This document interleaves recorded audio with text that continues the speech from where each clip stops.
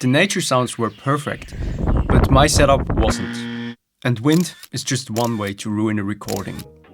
So in this video, I'll show you 15 field recording mistakes you better avoid. And I can actually talk from experience because I made every single one of them. Mistake number 1, wearing loud clothes. The first mistake is especially important for the colder season where you have to wear a jacket. Jackets can be surprisingly loud, and if you're standing near the recorder, even the smallest movement can actually land up on the recording. Rain jackets are actually the worst. You can hear them from 10 meters away, and it happened to me. The solution would be to just wear soft fabrics like cotton or wool and leave any accessories like keys in your bag. And if it has to be the rain jacket, just hold still or walk away from the recorder far enough. Mistake number 2, starting your recording day with empty batteries or a forgotten SD card. Picture this, you're on the top of a mountain that you spent the whole day to get to. You take out your recorder and you want to power it up, but it doesn't have any battery.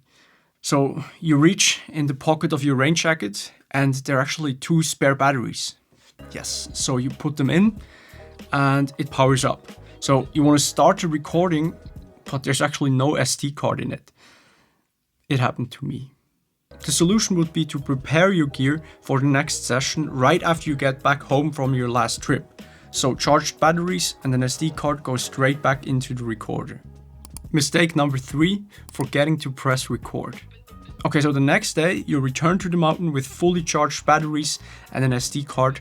You set up your whole gear and you listen through the headphones and it just sounds amazing. So you walk away because you don't want to disturb the recording. You go back home and you plug in your SD card into your computer, but there's no recording on it. How can it be? Is the SD card broken? But then you remember you forgot to press record. It happened to me. And honestly, this even feels worse than forgetting your SD card. It's also a bit embarrassing, but it happens. The solution would be to actually just say out loud recording when you press the button. It helps, at least for me. Mistake number 4, never actually do anything with your recordings. The next time you're on that mountain, everything works out great. You have all the gear, you can capture the sounds that you want to, and you can store them on your computer. But then, you just forget about it. You never actually listen to the recordings again or use them for anything. It happened to me. And look, there's actually nothing wrong with just recording for the recording's sake. I mean, it's a very enjoyable thing to do, and to each their own. But there are so many things you can actually do with them. You can listen back to them years later and get reminded of the place that you visited. You can use them for an art project underneath a movie or in your music, create a sample pack from it, or just sell the raw recordings as they are. The solution would be to find one project where your recordings are being used, even if it's just showing them to a friend. If this one is you, my newsletter Creative Monday is full of ideas for what you can do with these recordings. Sign up now with the link in the description. Mistake number 5, forgetting your headphones. This one actually even happened to me during the shoot of a YouTube video. You can watch it up here. I wanted to try out the brand new SR3D binaural microphone and I was really excited to listen back while I was recording, but my headphones were just sitting at home. So yeah, it happened to me. And without headphones, you're just recording blind. You don't know how you should place your microphone, if there's any wind distortion or any electromagnetical interferences around you. The solution for this would be to lay out all of your equipment and do a quick checklist and only then start packing your bag. Mistake number 6, no wind protection. The next one is basic, but it still gets forgotten. Forgetting to put on the windscreen on your microphone. Either because you don't own one yet or you forgot it at home. It happened to me. And even indoors, moving around with your recorder can cause wind distortion on the microphones. The solution for this is to just put on the windscreen on your microphone by default. Don't decide every day whether you need it or not. Mistake number 7, worrying about the perfect recording. This one goes out to all the perfectionists amongst you. The ones who worry too much about the perfect positioning, the perfect distance, the perfect gain setting, and by the time you press record, the sound is already gone. The bird you wanted to capture flew away. It happened to me. So don't worry too much about the perfect recording. a mediocre recording of a great sound still beats no recording at all. At least that's my opinion. Mistake number 8, no slating or taking notes. When you're out in the field, every recording feels very unique, and you think that you will definitely remember each scene, each location and sounds that you captured. Back home, everything kind of sounds the same.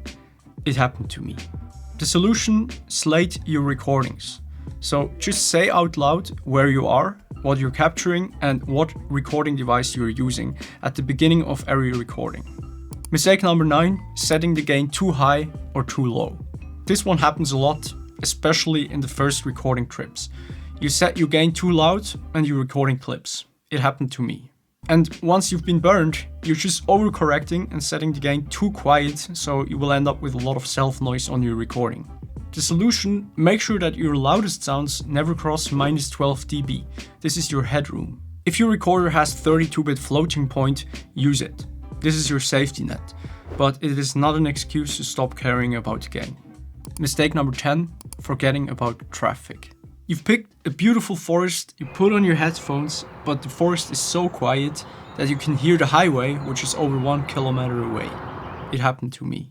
In Switzerland, it is really difficult to find a spot where there's no human sounds on it. And planes are actually the worst. They can take up to 5 minutes until they're fully gone, and once it's finally quiet, the next one already arrives. The solution: think about geography when you pick a location. Don't record on higher grounds where you have open exposure to houses or roads. Record facing away from the traffic.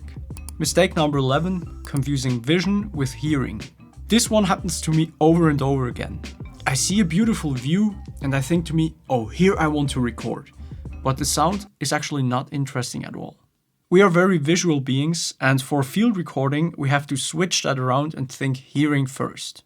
A massive waterfall sounds like white noise, but a dripping water faucet sounds very delicate and interesting. The solution: close your eyes and listen first. And don't get tempted by nice views. Mistake number 12, stressing about the perfect gear. If you keep thinking, once I have the perfect gear, I can start recording, this one is for you. So you never record anything, even though you actually already have a recorder and even a few mics lying around. Gear addiction is well known amongst field recordists and music producers, and it's mostly a trap. It happened to me. Of course, better gear can mean better recordings, but the location you pick and the ideas you have matter far more. The solution is to just start with what you have and watch less gear reviews, except for the ones on my channel, of course. Mistake number 13, no backup. A friend of mine was traveling with his car and got robbed. And amongst the stolen things, his Zoom H5. And on it, months of recordings not backed up anywhere. Most stolen things are replaceable, insurance covers them. But those recordings were unique, and they're gone forever. My laptop got stolen once too, so it happened to me as well. And I was very lucky to have a backup at home. The solution: as soon as you can, copy all the recordings from your recorder onto another device, on your computer, on an external hard drive, or into the cloud. And even better than that, create a second version of this backup, so your recordings actually live in more than one place. Mistake number 14, not recording long enough. This one is especially important for ambience recordings. When you're recording, time feels long. Then you look at the recorder, 36 seconds. Now try building a seamless ambience out of that without hearing a loop. It happened to me. The solution: always record at least 5 minutes. If you can, even longer, but 5 minutes is the absolute minimum. Mistake number 15, no system to sort your recordings. Recordings don't only get lost when they get stolen. They also get lost when you forgot where you put them.